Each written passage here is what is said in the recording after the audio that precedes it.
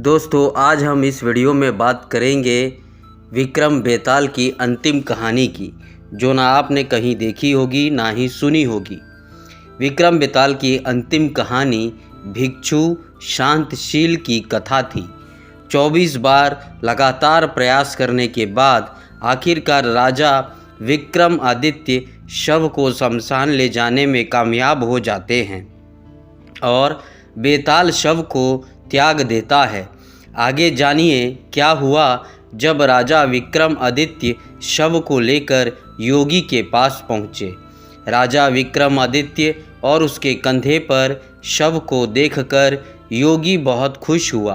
उसने खुशी जताते हुए राजा से कहा, हे राजन, आपने इस मुश्किल काम को करके यह साबित कर दिया कि आप सभी राजाओं में सबसे श्रेष्ठ हैं। यह कहते हुए उसने राजा के कंधे से शव को उतारा और उसे तंत्र साधना के लिए तैयार करने लगा। जब तंत्र साधना हो गई तो उसने राजा से कहा, हे राजन, आप इसे लेटकर प्रणाम करें। इतना सुनते ही राजा को बेताल की बात याद आ गई। उसने योगी को कहा, मुझे ऐसा करना नहीं आता, इसलिए आप मुझे पहले करके बता दें, फिर मैं ऐसा कर लूँगा। जैसे ही योगी प्रणाम करने के लिए झुका, राजा ने उसका सिर काट दिया। यह सब देखकर बेताल बहुत खुश हुआ और बोला, राजन, यह योगी विद्वानों का राजा बनना चाहता था, लेकिन अब तुम बनोगे विद्वानों के राजा। मैंने तुम्हें बहुत परेशान किया, अब तुम्हें जो चाहिए मांग लो। यह सुनते ही राजा ने बोला, अगर आप खुश हैं तो मैं यही चाहता हूँ कि आपने जो मुझे 24 कहानियाँ सुनाई है, उनके साथ यह 25वीं कहानी भी पूरी दुनिया में मशहूर हो जाए और हर कोई इन्हें आदर के साथ पढ़े। बेताल ने यह सुनते ही कहा, जैसी आपकी इच्छा ऐसा ही होगा।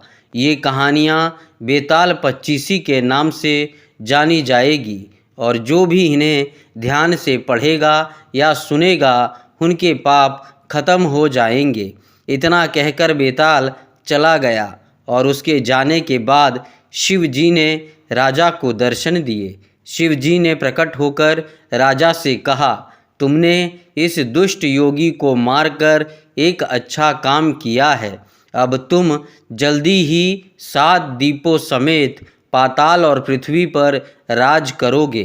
जब तुम्हारा इन सब चीज़ों से मन भर जाए तो तुम मेरे पास चले आना।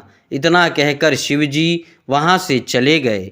इसके बाद राजा अपने नगर आए और वहाँ सब को राजा की वीरता के बारे में पता चला तो सभी ने राजा की प्रशंसा की और खुशियाँ मनाई। कुछ ही वक्त बाद राजा विक्रमादित्य धरती और पाताल के राजा बन गए। जब उनका मन भर गया तो वे भगवान शिव जी के पास चले गए।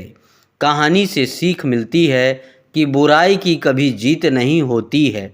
अगर व्यक्ति का मन साफ हो और उसमें धैर्य हो तो उसे हर जगह मान सम्मान मिलता है।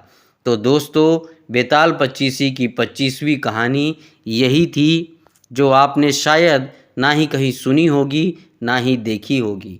वीडियो पसंद आए तो चैनल को लाइक और सब्सक्राइब करना ना भूलें।